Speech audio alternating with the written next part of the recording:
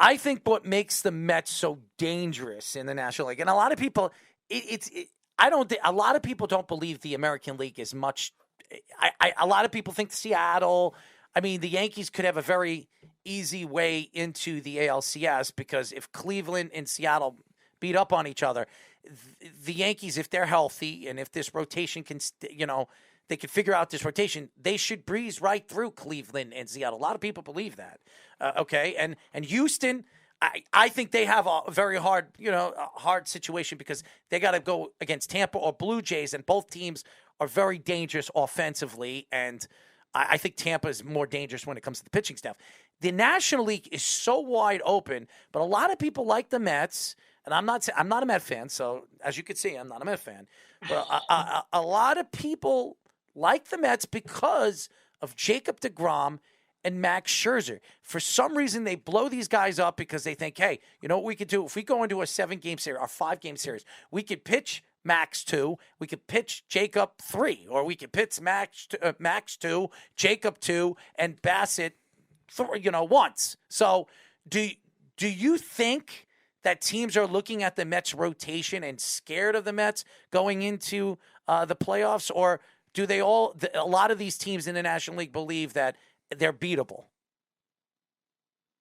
I mean, no team wants to face deGrom or Scherzer in any game, let alone both of them multiple times in a series. But just as an outside observer, I just think it's unlikely that you're going to be able to pitch those two guys as often as you're going to need to, and those guys are going to stay healthy through 3 rounds of the playoffs. I just, if you got to pitch deGrom or Scherzer on short rest multiple times or anything like that, I just think odds are Father Time's going to kind of limit their effectiveness. And after those guys, nobody's scaring anybody in that rotation. So, as long as deGrom and Scherzer are healthy, they have a chance to go all the way. I just think it's going to be a lot to ask of those guys at their age with their recent health issues. And that lineup, I don't think that lineup is scary. Okay, no, I don't. I like Pete Alonso,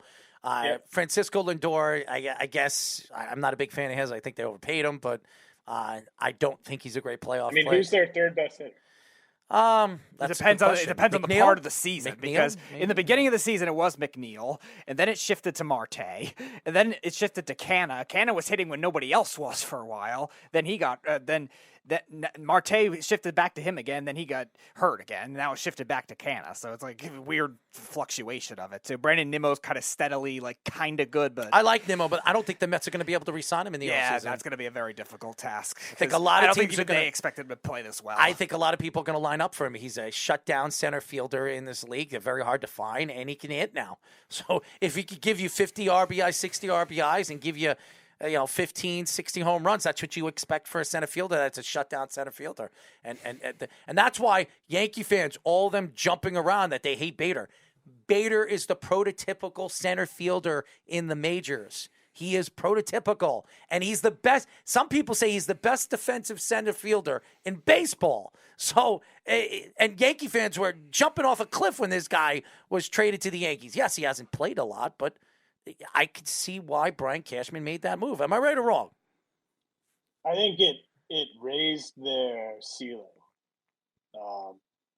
If their rotation stayed healthy, I think having Bader patrolling center field gives them an element that they wouldn't necessarily have even needed to use Montgomery that much to go deep into the playoffs. But now they have this really, really good up the middle defense to complement at all 3 levels to complement their power hitters. I think it's a really nice build. And they also have Benintendi, who's coming back too. A lot of people say he'll be back.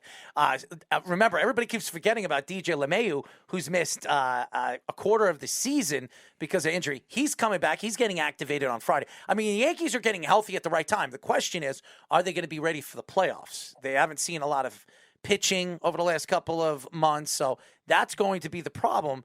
But, I mean, the Yankees are getting healthy at the right time. So, and Carpenter's coming back too. So, I mean, I don't know who's is going to make this postseason roster. It's crazy, and the Yankees, they like to keep a lot of pitchers. So what are they going to do on their bench? They're going to have to make a lot of decisions. So I hate to be Aaron Boone. I'm going to sit this guy after the season. Oswaldo Cabrera has had a pretty fantastic second half, and a lot of people believe he's the future left fielder for the New York Yankees. Are you going to sit him out over Benintendi or a Carpenter after what he's been doing over the last couple of weeks? I don't know. If I was Aaron Boone, I wouldn't want to be in that position. I mean, maybe can you leave like some of the less productive guys off, like a Hicks? I think he's definitely off Hicks. Hicks is definitely off, yes. To me, you keep Cabrera, you keep Carpenter, and you keep Benintendi. Well, how many people could you have on your bench when it comes to the offensive side of the roster? There's no restriction to it. It's just a 25-man roster. But what do they get? Most teams carry 2 or 3 in the American League. So the Yankees are going to carry 2 on the bench. That's what they're going to do. And they like to keep pitchers in the bullpen. They want to make sure that their pitchers stay fresh, and if they need to bring in a relief pitcher or a long stretch pitcher, they can do that. And I'm telling you, that's Brian Cashman. That's what Brian Cashman likes to do. So it can also change round to round too. So you could have. I'm just talking about the first round of divisional series, and with your lineup and what you're going to do, I would think that you're probably going to sit Oswaldo Cabrera. You made the trade for Benintendi, okay? You're not having him sit in the divisional game. If he's healthy, he's playing, okay? Bader, you made that trade. You're not sitting Bader, okay? So you're not doing that. Now, Hicks, we know, has had a crappy year. So I don't think it's going to bother Aaron Boone unless, Brian Cashman steps in and says, I want you to play Aaron Hicks. He's a switch hitter. So I don't know what he's doing with that. Giancarlo Stanton's going to be in the lineup. Aaron Judge is going to be in the lineup. So it's mainly the outfield. The infield, you already know what it is. And they're not going to sit Josh Donaldson. I am not a big fan of Josh Donaldson.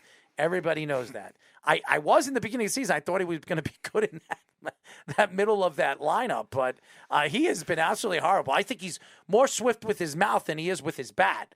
Okay, so I'm not a big fan of him, but they're not sitting him. He's a veteran player. He's a good defender. So honestly, I would carry, if all those guys are healthy. I don't think it's a guarantee that Carpenter is even healthy, but he says he's playing. He already said he's playing. I would carry Cabrera over Benintendi, I think. Really? I just think the defensive element that Cabrera brings, it's better than anything Benintendi brings to me. Well, versatility-wise, yeah, because he can play the infield. But Benintendi's a better hitter, and with the Yankees lineup, where they're all about power. Now Cabrera's had a very good 2 weeks. I think he has 4 home runs. He's hitting .353. It's great. Slugging percentage is good. Everything. Am I going to trust a young guy? Benintendi's been there before. Benintendi has 5 homers in 126 games this year. The Yankees don't need power from him. They need bases. I know. I'm just saying, he's not gonna impact a series offensively. In my opinion, I think it's unlikely. Having Cabrera as that weapon with the defensive versatility is more likely to impact a game than anything Benintendi's going to do. I mean, the Yankees, believe it or not, have been one of the top 5 defensive teams in baseball this year. And I know.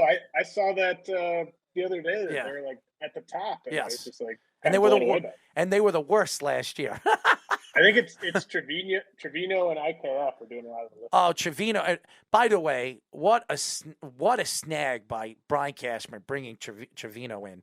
That trade was probably the biggest rob you can have because nobody knew who Trevino was. I'm gonna be honest. I knew who of him, but I didn't realize that he was a great defensive player as well as he is, and what he's added as far as offense is concerned is everything you want from a catcher. I've been absolutely impressed, and the Yankees are going to sign him in the offseason. He's going to be the catcher moving forward. And I know Trevino wants to be their catcher moving forward.